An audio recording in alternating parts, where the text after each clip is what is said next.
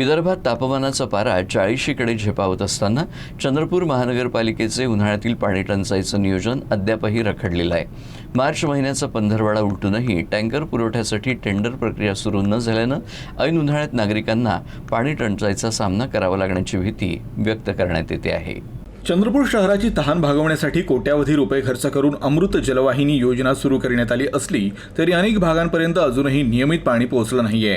त्यामुळे वडगाव, रामाबाई नगर, बाबूपेठ, राजीव गांधी नगर, लालपेठ, हनुमान नगर, निर्माण नगर, बंगाली कॅम्प आदी भागांमध्ये उन्हाळ्यात पाणी टंचाईचं सावट आहे। गेल्या वर्षी महानगरपालिकेनं 58 सिंटेक्स टाक्या बसवून 107 टँकर्सद्वारे टंचाईग्रस्त भागात पाणी पुरवठा केला होता। मात्र यंदा मार्चचा अर्धा महिना उलटूनही टेंडर प्रक्रियाच सुरू न झाल्यानं ही यंत्रणा कागदावरच अडकली आहे। मनपाची निवडणूक 2 महिन्यांपूर्वीच पार पडली आणि आम्ही नुकताच पदभार स्वीकारलाय।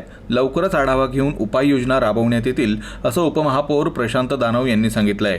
तर आम्ही मनपाच्या विशेष सभेत हा मुद्दा उपस्थित केला होता। मात्र सत्ताधाऱ्यांच्या आपसी वादामुळेच या विषयाकडे दुर्लक्ष करण्यात आलं। त्यामुळे चंद्रपूरकरांना पाणी टंचाईचा मोठा सामना करण्याची वेळ येऊ शकते अशी भीती जनविकास सेनेचे गटनेते पप्पू देशमुख यांनी व्यक्त केली। स्थायी समिती सदस्याच्या अध्यक्षाची निवडणूक घेऊन लवकरात लवकर या संदर्भात उपाययोजना करायला पाहिजे होती। हा मुद्दा आम्ही त्या दिवशी एका विशेष सभेमध्ये सुद्धा मांडलेला आहे। तसे केलं नाही। आपले हेवे दावे, आपली गडबाजी यामुळे स्थायी समिती अध्यक्षाची निवडणूक लांबवली।